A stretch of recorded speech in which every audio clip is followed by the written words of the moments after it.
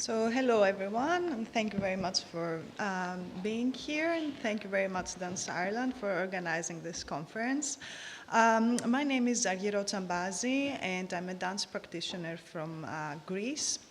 I'm here to present you my PhD research, and I'm based in Queen's University in the School of Arts, English and Languages, and my supervisor is Aoife McGrath.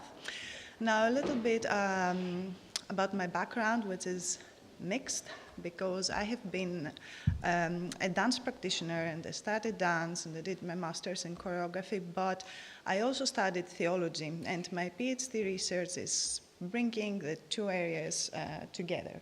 So the title is The Use of Isekhastic Prayer in Choreography. Now I don't know if any of you is familiar with what hesychasm is. Now I would like to start with some observations of today's life, and this is very relevant because my dance research is very important for me because it's really connected with my philosophy about life. So my first observation is about the high speed that we are experiencing and how fast are things moving, and how fast, for example, we walk and we talk, especially in Ireland, and we just move our thumbs and check our newsfeed on Facebook and all the social media, and how fast we change the channels, the programs on TV. So for me, it's like I'm sitting in the middle and just seeing all fast things moving around me, and that can be stressful and frustrating sometimes. So I'm just wondering that if creating true ways of moving, if it can happen fast.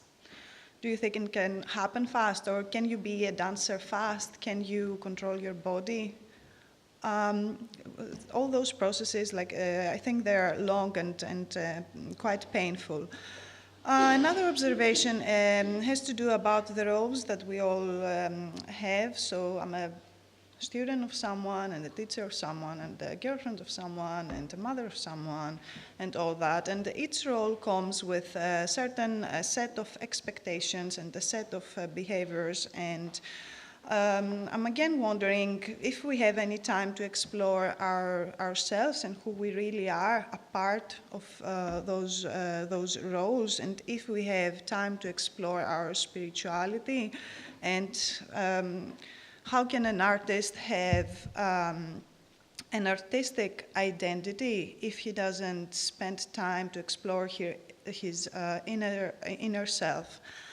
And then another observation has to do with our concerns and our thoughts. And sometimes what I see around me is that we all have a lot of concerns about the outer material world. So how do we gain more money? How do we get funding? How do I look? How's my English? How do I get more degrees? And how do I build my CV? So it all has to do with the outer world. And what does this really say about our state of mind? And how does an artist work with things like intuition and imagination? And in the end, I also observe a rise of Eastern techniques like yoga and meditation. And this is grown to be really a big thing that helps us to cope with our stress and to cope with our everyday life. And I can see that probably there is a need for us to slow down a little bit, to control our stress, to control our thoughts, and to explore our inner selves and our spirituality. So what is the connection with all those things that I mentioned with dance? So for me personally, dance and the stage, that we all share and with the audience, and all this experience is a sacred experience. And this is because creativity for me is a bridge that brings together the spiritual world and the material world. Because what we really do with when we are dancing is that we are communicating with the audience our ideas or our thoughts, and it's really something that we cannot explain with words. So I cannot really explain it, and that's why I have to dance it. So it's my way. And a musician can use music and etc. So I consider my body to be more a vessel for the energy to pass, or in another way, a vehicle. And to go a little bit further and to explain, because I'm working with isekhastic practice, and this is a Christian practice, and it has to do with rituals. It's not an Orthodox invention, because this practice started from the fathers of the desert, who were the first monks. So it was before the separation of the churches. And the word ησυχία is coming from the Greek word, it's a Greek word meaning quiet, really. And it's a mystical tradition of prayer. It developed more in the Eastern Orthodox Church, and there is a collection of pateric texts called Philokalia, where we can get information, really detailed information from different monks and spiritual fathers about the whole practice. Now, the core of this practice is the prayer of the heart. And this is something that, this is a practice that sometimes is referred as a Christian yoga. It's not quite, but there are some similarities. So during this practice, the person is sitting on their knees, and they are curving the back in order to bring their eyes close to the heart. And they are repeating constantly a very, very short expression, which you can see here is, Lord Jesus Christ, Son of God, have mercy on me, the sinner.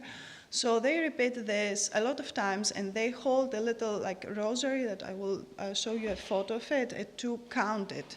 So what they are trying really to do is to focus on that and don't allow other thoughts to come in their minds, and they are trying to achieve to see the God's energy that they describe as a light. But there is something special happening, because when they reach it, if they reach this state, which is a kind of trance, what they are experiencing, they are still in here and now, so they are still in this place, and they are still in their body. So there is a connection. They are trying to make to be unified with God's energy, but they are still themselves. This is what the prayer of the heart is, and here you can see a monk practicing it, and this is a koboskini, which is the little rosary that I told you about. But this is just the core of this practice, but there are other practices involved. So they use the solar time. This means that when the sun is down, it's 0, and then they start counting the seconds. So they don't do the 24 hours as we do it. They live in a commune, in monasteries, of course, because there are some monks that they just go on a mountain and just live alone. They have no belongings, no money, no property. They have no communication with the outer world, and no access to phones or anything. They practice silence, so even in a monastery, sometimes they practice silence, so they don't communicate with anyone. They are vegetarian, so they are not allowed to eat meat, and sometimes they eat fish. They are allowed fish or eggs, but it's really rare during the year. And they eat sometimes once per day, sometimes twice per day. And they sleep twice per day for 3-4 hours each. And they get up at 3 o'clock in the night to practice this prayer that I described, or to go to the liturgy altogether. So they are trying through the restrictions and through the prayer to enter the spiritual world. So it's a bit like being completely naked and having no needs, and just focus on your spirituality and become stronger spiritually. So one of the artists that was inspired from this technique to create his own theatrical practice is Mikhail Chekhov, who is a Russian-American actor, and a student of Stanislavski, and some of his students are Marilyn Monroe and Clint Eastwood. So he based his theater technique on this hesychastic practice. And so there is a lot of meditation involved in his technique, and the actors practicing it, they are trying through the meditation to approach the role, but still they are themselves. So they are trying to achieve this unity of themselves as actors with the role, and bring the two of them together. So it's kind of the same. So in my own research, I started to develop my own practice. It has ups and downs because it's quite a difficult process. So I'm just trying to see, I know that there are a lot of choreographers and especially theater practitioners working with rituals and religious rituals, and they are trying to apply them into their practice, and they use trance, they use repetition of movement, they use meditation. So I'm trying to meet as many people as I can working on rituals, and try to get information. And I'm trying to develop my practice, and then hopefully during 2017, I will be able to work with a group of dancers, hopefully in a remote place for maybe a week or two, and try to apply this practice to them. So I'm just wondering if I work with a group of dancers and take their normal clothes away, and their phones away, and their access to whatever means of communication, and if I wake them in the middle of the night to do medication, or to do meditation, or to do a movement workshop, or if we reach through the repetition of movement or stillness, if we reach the state of trance, what will happen? So what kind of material will they produce, and how will they make sense of this experience, and if it's going to be something new for them, or something, for example, a cathartic experience for them. Because usually we go into the studio and it's very difficult to access this little place inside us that we are creative, because we have to think about children, about funding, about money, about all those little things that it's very difficult to leave outside the door. So I'm just wondering through, because it's exercises like practicing silence, for example, is an exercise that it helps you concentrate in your own self. So I'm just wondering what will happen if I work with dancers on that. Yeah. And hopefully after my research there will be some contribution to knowledge, and I will get my data through evaluating my end product, which will be probably a short dance piece. So I would like to do a dance analysis on the piece that we will produce and see, just evaluate it, and also take interviews from my dancers and try to make sense of their experience and if it was valuable in any way. Also, I think that the results of this research could add some knowledge and some information about the positive effects on the use of rituals, and especially religious rituals, and more especially the issachastic practice. And I hope that it could constitute also a tool for dancers and choreographers just to have another way of working. So that is my PhD research about. And here I have my bibliography, which is more a reading list at the moment. So thank you very much.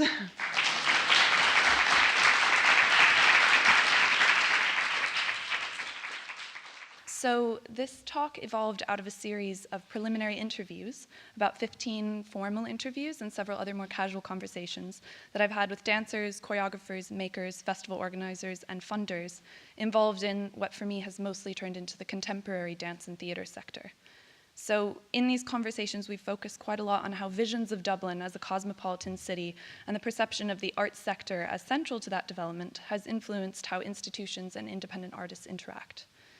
Initially, I was going to speak a bit more about the relationship between cosmopolitan development, gentrification, and the arts sector funding, but I decided that in light of the really productive kind of practical conversations we had in some of our focus groups yesterday, and the fact that maybe not everyone was there, that I would focus a little bit more on what could be drawn out of the interviews I've done so far, and kind of present to you a democratic amalgamation of everyone's ideas that I've spoken to, and really focus on the tensions that have arisen there. So a lot of you are in the room, so you might recognize some of what I'm talking about, and hopefully I do justice to our conversations. So taking sort of the title of this conference as a cue, as well as Hatch resident Rob Heaslip's recent choreographic work here, which really focused a lot on seeing and being seen and the role of vision in choreography, I've decided to kind of approach this thematically through the idea of creative vision and visibility. Since so many of my conversations with makers, institutions, festivals, and funders alike have centered on the pressure at all of these levels to find platforms on which to make Irish artists and their work visible to the right degree and in the right contexts. And for choreographers, I think this pressure tends to be particularly intense, as they are simultaneously makers and managers, artists and promoters, especially if they don't have a producer or aren't affiliated with an institution that can manage their image or advertise their work.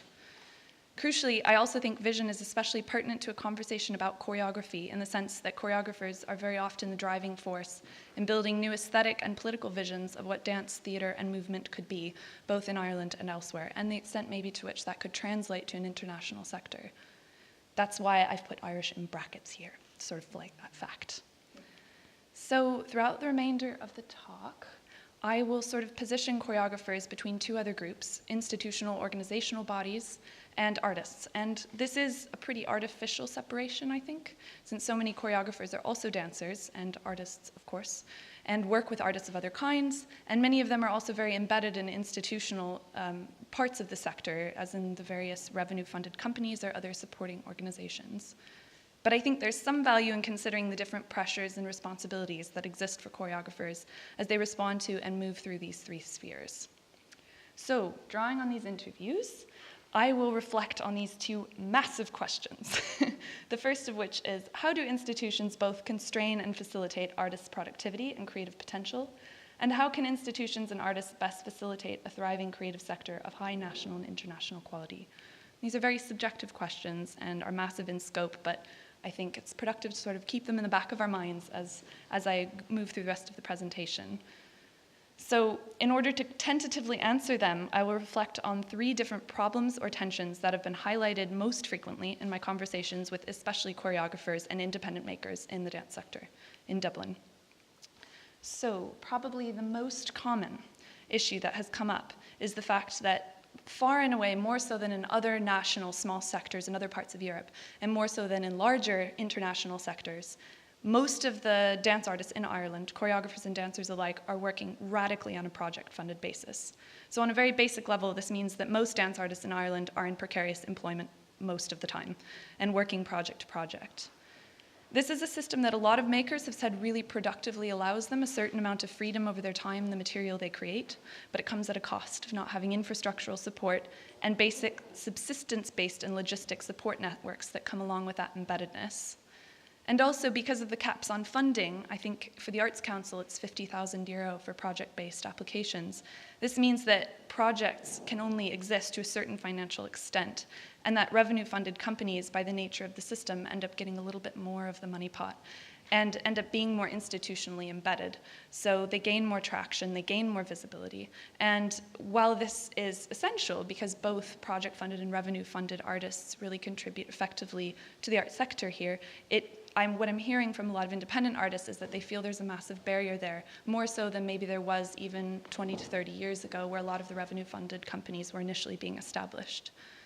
Also, and this has come up a lot, the project-based system means that independent makers are spending a lot more time than revenue-funded choreographers micromanaging their own work, which can be a huge burden at particularly busy times of the year or for artists who don't have consistently available premises for developing their work. And the ultimate result, of course, is that the revenue-funded companies do have that kind of consistent visibility that independent artists have to seek out in more unconventional ways. So ideally then, what I'm hearing is that institutions and organizations with the ability to do so would really focus on filling this gap between those two sides of the sector. I think one of the basic ways of accomplishing this seems to be offering premises, and this is something that, on a free basis especially, and this is something that DanceHouse has been instrumental in with their Space to Create sessions weekly, and the Hatch residency, other artist residencies are vital as well. But also Fringe Lab offers really excellent facilities that are maybe underutilized to some extent by the sector, and creating more informal spaces to interact where there also might be opportunities to use cooperatively owned spaces for developing work could be quite essential.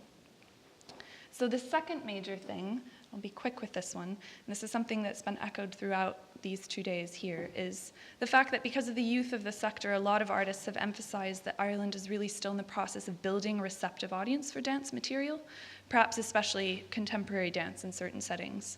So as a result, a lot of makers and funders are invested in building up the national sector, and some artists have echoed that this could be at the expense of creating work that gains international traction.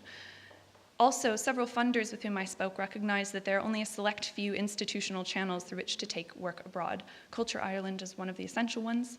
But this means that if you want to take your material outside Ireland, the onus is often on you as a maker to make that logistically possible by finding small pots of money in Ireland or elsewhere. And if you don't have the network established internationally, that can be quite daunting. So a lot of dancers and choreographers have reflected on how the task of cultivating national scale talent would be a lot easier with a higher number of established or revenue-funded dance institutions that could nurture Irish talent and help them bring their work outside Ireland. Ideally then, for dancers and choreographers, this is going to be a top-down process because I think crucially in order for these institutions to exist, organizations and infrastructure has to initiate that process. But I think it's an exciting time for choreographers and artists because they're auto-curators of a kind, and they can pressure the sector to recognize and invest in new and exciting material and to create venues for it to be shown and to be seen. And it's also an exciting advantage, I think, for choreographers that the sector is in its developing stages, at least to some extent, of creating more established institutional channels for dance education, of which the new BA is obviously an excellent, important step. So the final major issue that came up most frequently is the fact that because the sector is continually developing, it's often the case that infrastructure precedes social networks. And this really came up a lot in our focus group yesterday on building networks. In other words, there's often a lag from when institutions are established to when they're really being fully taken advantage of by a well-established social and professional community of artists and makers. And often what I'm hearing is that this comes down to a simple lack of knowledge and communication about the resources that are available. Because there exists a very active, fairly tightly knit and small social community around dance, but perhaps with untapped collaborative potential. So there are several free workspaces, for instance, that are maybe not always fully used to their maximum potential, and other spaces that could be converted into spaces of that kind to allow makers to really collaborate together and build social networks that could fill some of the gaps that exist in maybe the infrastructural networks currently available. And I think this really comes down to an issue of access to information, access to other makers, and more ideas about what could be available, where, when, for whom, and on what terms. And I think the thing I would really emphasize here is that choreographers and makers really have an opportunity to develop their social networks as a safety network against the gaps that exist in infrastructural networks currently. So while it would be excellent if there were 1 million more revenue-funded companies or organizations that allowed channels for artist residencies and things like that, in the meantime, I think artists can collaborate in order to provide a kind of catchment so that no one's falling through the gaps. There are opportunities available. And I think what this means is kind of thinking about more expansive ideas of value and what you could exchange with each other, how you could pay each other to do work. So just as an example, I've been doing a bit of event photography for different productions around Dublin, and in return, I've gained access to really fascinating rehearsal spaces and met people in that process. So I think thinking more broadly about reciprocity and what collaboration could mean in that context can be really valuable, since not everyone has money, and it can feel like a very monetized sector. So just as a concluding note, I think the work you decide to make as an artist is very often just the work you want to make. But the work you want to make is influenced by the work other people are making, the work you see, the work that gains traction, and what inspires you, of course. So because choreographers are seeing and being seen perhaps more than these other two contingents of the sector, and are kind of auto-curating their work, even if subliminally, in response to other material in the sector, I think choreographers are perfectly positioned to collaboratively shape what the fringe of collaborative dance art and choreography could look like in Ireland. So I think it's a really exciting moment, because I think in order to do this, it requires dialogue, and that's exactly what we're doing here today at conferences like the one that DanceHouse has very generously put on. And I think having both these formal and informal spaces to interact and to talk about what that could mean is absolutely vital. So my last slide is just a pitch. I'll be here until June-ish, and I would love to talk to any of you. I will buy you a coffee and chat. I would love to understand a little bit more about your experience of working in the sector, and I'm especially looking for people who know people who have left Ireland and are now in the UK, because I want to understand why people leave Ireland. I've heard from loads of artists that they stay here specifically because institutions like DanceHouse exists. Many people have said to me explicitly that they wouldn't be here if DanceHouse wasn't here. So understanding what institutions do to keep talent in Ireland is really kind of the crux of what I'm researching. And if you have any ideas, do let me know. So yeah, thank you very much.